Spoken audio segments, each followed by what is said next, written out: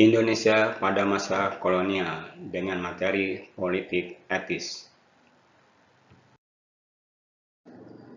Kompetensi dasar 3.1 mengkaji konsep perubahan dan berkelanjutan dalam peristiwa sejarah pada masa penjajahan asing hingga proklamasi kemerdekaan.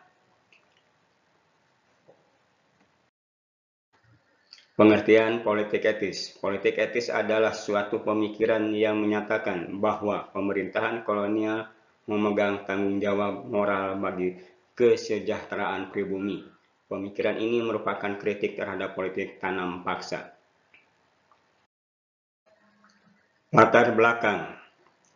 1. Sistem tanam paksa menimbulkan penderitaan bagi rakyat Indonesia. 2. Sistem ekonomi liberal tidak memperbaiki perekonomian rakyat. 3. Belanda melakukan penekanan dan penindasan terhadap rakyat Indonesia. 4. Rakyat kehilangan tanahnya. Dan 5. Adanya kritik dari kaum intelektual. Tokoh politik etis. 1. Peter Bronshoff, wartawan koran The Lokomotif. 2. C.Th. van Deventer, seorang politikus. Aturan pelaksanaan politik etis. Pidato pembukaan Parlemen Belanda oleh Ratu Wilhelmina yang pada saat itu baru naik tahta pada tanggal 17 September 1901. Isinya menyatakan bahwa pemerintah Belanda mempunyai panggilan moral dan hutang budi en erfschuld terhadap bangsa pribumi di Hindia Belanda.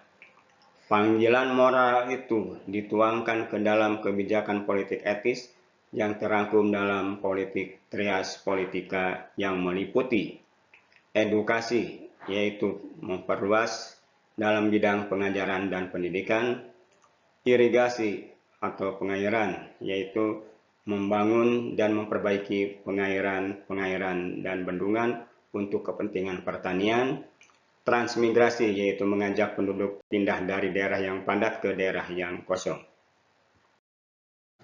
Penyimpangan-penyimpangan politik etis. Edukasi. Pendidikan ditujukan untuk mendapatkan tenaga administrasi yang cakap dan murah. Terjadi diskriminasi karena pendidikan hanya diperuntukkan kepada anak-anak pegawai negeri dan orang-orang yang mampu. Irigasi.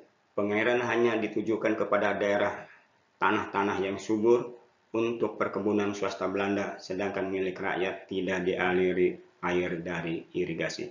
Transmigrasi. Perpindahan ke daerah luar Jawa hanya ditujukan ke daerah-daerah yang dikembangkan menjadi perkebunan milik Belanda. Hal ini karena adanya permintaan yang besar akan tenaga kerja di daerah-daerah perkebunan seperti perkebunan di Sumatera Utara, khususnya Delhi dan Suriname.